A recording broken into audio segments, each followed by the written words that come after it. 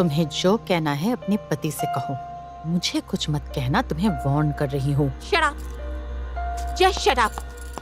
You शर्म नहीं आती तुम्हें? 2 टके की नर्स मुझे तुम तेवर दिखा रही हो। First warning Ritika. वार्निंग? तुम मुझे वार्निंग दे रहे हो? शर्म नहीं आती? यू परवर्ट, अपने भाई की बीवी के साथ सोते हो और मुझे वार्न कर रहे हो? नहीं आती शर्म। She is capable of doing things in bed which you can't even imagine. क्या हुआ क्या है बड़ी भाभी, क्या हो गया? घर सर पर उठा रखा है, ऐसा कर रही हो कि साला मैं अपनी बीवी के साथ थोड़ा एंजॉय भी नहीं कर पा रहा। कीर्ति, तुम अभी अभी इस घर में आई हो। जानती हूँ तुम्हारे घर वालों के पास पैसों की ताकत नहीं है, इसीलिए कह रही हूँ कि अगर अपना भला चाहती हो तो इसी वक्त मेरे साथ यहाँ से चलो। इस परिवार के हर एक मर्द को वश में कर रखा है इस नर्स ने। तुम्हारा पति, मेरा पति, यहाँ तक कि इनके पापा भी इस नर्स के जिस्म के लिए ललचाते हैं, तरसते हैं, लार टपकाते हैं। छी, छी, ये एक नरक है। Second and final warning Ritika, यहाँ पे जितने लोग हैं उन सब के बारे में कुछ भी कह लो, पर राई के खिलाफ एक लफ्ज मत बोलना। बड़ी बहू, छोड़ी, नीचे चलो। छोड़ी, मेरी बात सुनो। आप कैसे बर्दाश्त करती है माँ जी? कैसे बर्दाश्त करती है आपके बेटों को, आपके पति को इस नर्स के साथ आप अलाउ कैसे करती है? चलो, आप रुद्र, छोड़ो इसे। रुद्र, क्या कर रहे हो? क्या हुआ, क्यों बुलाया मुझे? अच्छा, जिस दिन चिराग की मौत हुई थी उस दिन 12 बजे से लेकर 3 बजे तक मैं महारानी पार्लर में थी ना माया? पार्लर गई थी लेकिन 3 बजे तक नहीं थी। माँ ने तो बताया था। 1 बजे पार्लर से निकलकर तो हमारे घर आई थी। चाची, माया है? नहीं बेटा, पता नहीं, वो कहीं गई है। ओह, आज तो चिराग के माँ बाबा आएंगे, है ना? हाँ, शाम को आएंगे। इसीलिए इतना चहक रही है सास ससुर के आने की खुशी में। पार्लर गई थी क्या? हाँ, जरा। सास ससुर, अभी तो शादी भी नहीं हुई चाची। अच्छा, मैं जरा माया के पास जाती हूँ, उससे कुछ काम है। माया तो बड़ी उदास है तेरे जाने के गम में। अरे छोड़िए उस पगली की बात। वो मुझे बोले जा रही है कि तुझे मैं खुद से दूर जाने नहीं दूंगी। आप ही बताइए, मैं तो पलाशपुर में ही रहूंगी और चिराग तो यहाँ के स्कूल में ही पढ़ाता है। वैसे मैं उसे संभाल लूंगी, आप आराम कीजिए, मैं उसके रूम में जा रही हूँ। ठीक है, जा। तू कहाँ थी? कहीं गई थी, कुछ काम था। उसके बाद? उसके बाद क्या, 3 बजे घर पहुंच के देखा तो तू नहीं थी, चली गई थी। हम लोग चिराग मुखर्जी नाम के एक लड़के की मौत की इन्वेस्टिगेशन कर रहे हैं। सुना है कि चिराग के साथ देवी की शादी होने वाली थी। हाँ, बड़ा सैड इंसिडेंट था। चिराग के माता पिता जिस दिन देवी के माता पिता से शादी की बात पक्की करने पलाशपुर में आए थे, उसी दिन तालाब में डूबकर चिराग की मौत हो गई। अच्छा, जब चिराग की मौत हुई तब देवी क्या आप लोगों के घर में थी? अचानक ये सवाल क्यों? नहीं, देखिए, देवी तो अक्सर हमारे घर आती थी। देवी को शायद अपने घर में रहना अच्छा नहीं लगता था, इसीलिए हमारे घर आ जाती थी। ऐसा क्यों? देवी को अपना घर क्यों पसंद नहीं था? ये कोई ऑब्वियस बात नहीं है क्या? देवी के माँ बाप के साथ उसकी उम्र का फासला आप लोगों ने देखा ही है।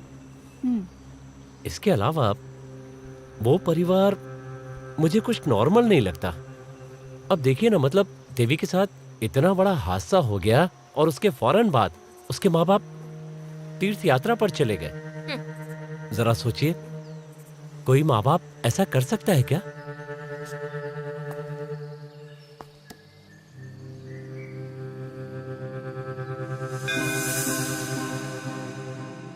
तो क्या मांगा?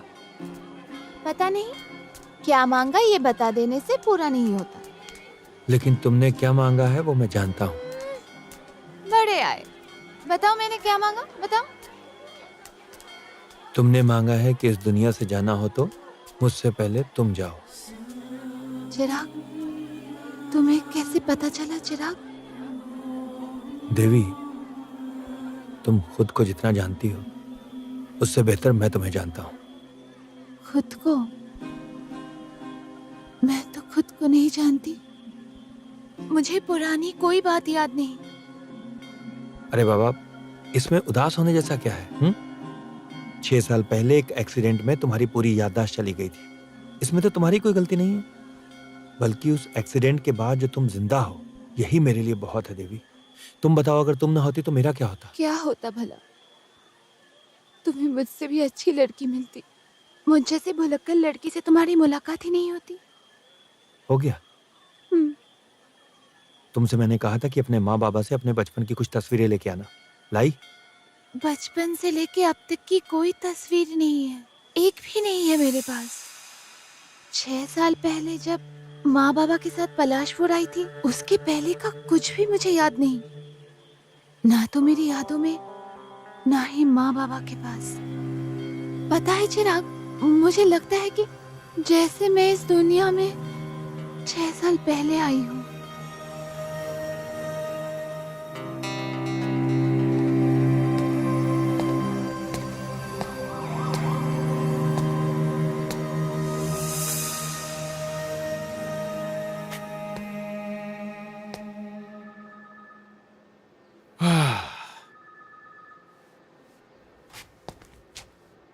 अरे आपको यहाँ कोई दिक्कत तो नहीं हो रही है ना?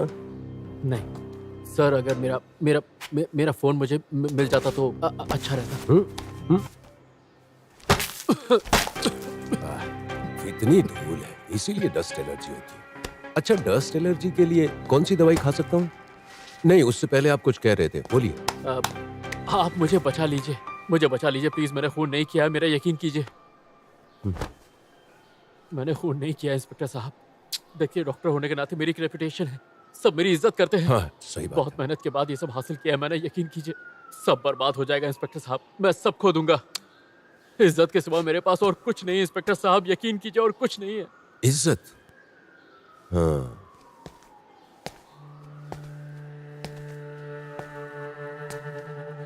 सिर्फ इज्जत? आप क्यों आई? मैंने तो सार्थकी को बुलाया था। दरअसल वो यूपीएससी का एग्जाम देने कोलकाता गया है। आपने बुलावा भेजा, इसलिए मुझे लगा शायद कोई जरूरी बात होगी। क्यों, कोई बात है क्या? देखिए, मुझे लगता है कि अनिंदा जी को लंबी छुट्टी लेनी चाहिए।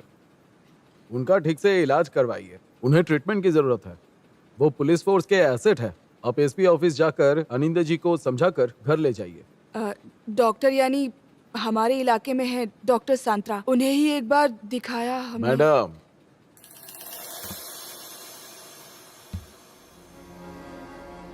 अनिंदा जी को शारीरिक इलाज की जरूरत नहीं है। He needs a good psychiatrist and a very good one.